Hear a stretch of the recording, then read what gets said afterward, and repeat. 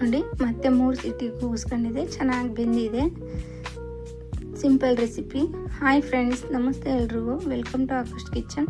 ನಾನಿವತ್ತು ಬೋಟಿ ಗೊಜ್ಜು ಮಾಡ್ತಾಯಿದ್ದೀನಿ. ಹೇಗೆ ಮಾಡೋದು, ಏನೆಲ್ಲ ಇಂಗ್ರೀಡಿಯೆಂಟ್ಸ್ ಬೇಕು ಅಂತ ನೋಡೋಣ ಬನ್ನಿ. ನೀವು ಹೊಸ್ದಾಗಿ ಏನಾದರೂ ನನ್ನ ಚಾನಲ್ ನೋಡ್ತಾ ಇದ್ದರೆ ಪ್ಲೀಸ್ ಸಬ್ಸ್ಕ್ರೈಬ್ ಮಾಡ್ಕೊಳ್ಳಿ. ವಿಡಿಯೋ ಇಷ್ಟ ಆದರೆ ಒಂದು ಲೈಕ್ ಮಾಡಿ, ಶೇರ್ ಮಾಡಿ, ಕಮೆಂಟ್ ಮಾಡಿ ತಿಳಿಸಿ ಹೇಗೆ ಬಂತು ಅಂತ. ಹೇಗೆ ಮಾಡೋದು, ಏನೆಲ್ಲ ಬೇಕು ಅಂತ ನೋಡೋಣ.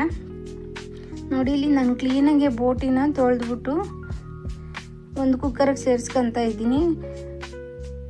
ಈಗ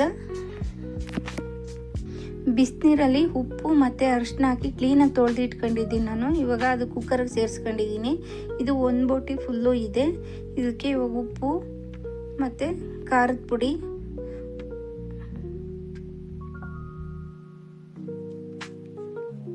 ಅರಿಶಿನ ಮತ್ತು ರೆಡ್ ಚಿಲ್ಲಿ ಪೌಡ್ರು ಇಷ್ಟು ಸೇರಿಸ್ಕೊಂಡು, ನೀರೇನೋ ಸೇರಿಸ್ಕೊಳಕ್ಕೆ ಹೋಗಬೇಡಿ. ಹಾಗೆ ಚೆನ್ನಾಗಿ 1-2 ಸಲ ಮಿಕ್ಸ್ ಮಾಡ್ಕೊಂಡು ಒಂದು ಮ್ಯಾಕ್ಸಿಮಮ್ ಒಂದು 5 ಸೀಟಿನಾದರೂ ಕೂಗಿಸ್ಕೊಳ್ಳಿ. ಆವಾಗಲೇ ಬೋಟಿ ಬೇಯೋದು. ಇಲ್ಲಾಂದರೆ ಚೆನ್ನಾಗಿ ಬೆಂದಿರಲ್ಲ ಬೋಟಿ.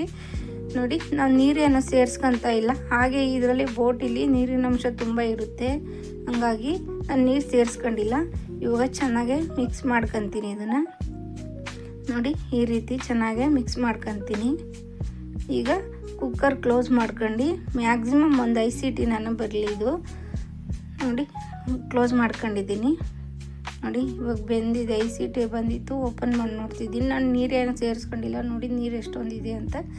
ಈಗ ಒಂದು ಮಿಕ್ಸಿ ಜಾರ್ಗೆ ತೆಂಗಿನಕಾಯಿ, ಕೊತ್ತಂಬರಿ, ಫ್ಲೇವರ್ಗೆ ಸ್ವಲ್ಪ ಪುದೀನ, ಶುಂಠಿ ಬೆಳ್ಳುಳ್ಳಿ ಪೇಸ್ಟು, ಕಡಲೆ, ಗಸಗಸೆ, ಏಲಕ್ಕಿ, ಚಕ್ಕೆ, ಲವಂಗ ಇಷ್ಟು ಸೇರಿಸ್ಕೊಂಡಿದ್ದೀನಿ. ಧನಿಯಾ ಪುಡಿ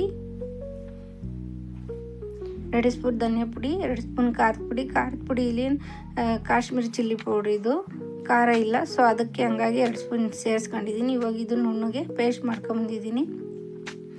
ಈಗ ಒಂದು ಕುಕ್ಕರ್ ಇಟ್ಕೊಂಡಿದ್ದೀನಿ. ಕುಕ್ಕರ್ ಇಟ್ಕೊಂಡು ಎಣ್ಣೆ ಸೇರಿಸ್ಕೊಂಡಿದ್ದೀನಿ, ಒಂದು 2 ಸ್ಪೂನಷ್ಟು.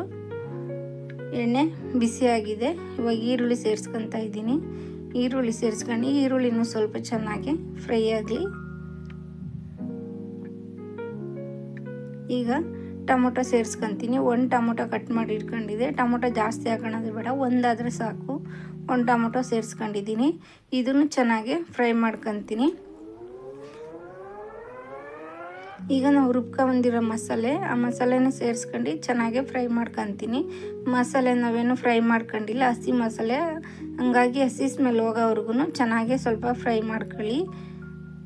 ಸೂಪರಾಗಿರುತ್ತೆ. ನಿಮಗೆ ಬೇಕಂದರೆ ಬಟಾಣಿ ಮತ್ತು ಕಡಲೆಕಾಳು ನೈಟ್ ನೆನೆಸಿಟ್ಕೊಂಡು ಬೆಳಗ್ಗೆ ಸೇರಿಸ್ಕೊಳ್ಳಿ.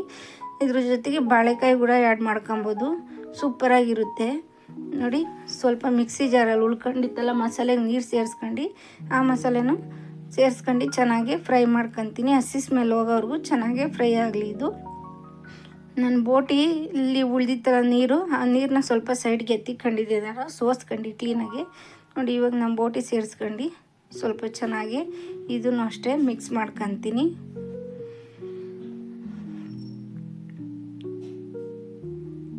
ಈಗ ನಾನು ಉಳ್ಕೊಂಡಿತ್ತಲ್ಲ ನೀರು, ಅದೇ ಬೋಟಿ ಒಳಗೆ ಉಳಿದಿತ್ತಲ್ಲ ನೀರು, ಅದನ್ನು ಎತ್ತಿಟ್ಕೊಂಡಿದ್ದೆ. ಅದೇ ನೀರನ್ನ ಸೇರಿಸ್ಕೊಂಡು ಸ್ವಲ್ಪ ಅದನ್ನು ಫ್ರೈ ಮಾಡ್ಕೊತೀನಿ. ನೋಡಿ, ಈ ರೀತಿ ಫ್ರೈ ಮಾಡ್ಕೊತಾ ಇದ್ದೀನಿ. ಈಗ ರುಚಿ ನೋಡ್ಬಿಟ್ಟು ಉಪ್ಪು ಸೇರಿಸ್ಕೊಳ್ಳಿ, ಸಾಕು. ಜಾಸ್ತಿ ನೀರು ಬೇಡ, ಗೊಜ್ಜಾಗಿರಬೇಕು. ಈಗ ಒಂದು 3 ಸೀಟಿ ಕೂಗಿಸ್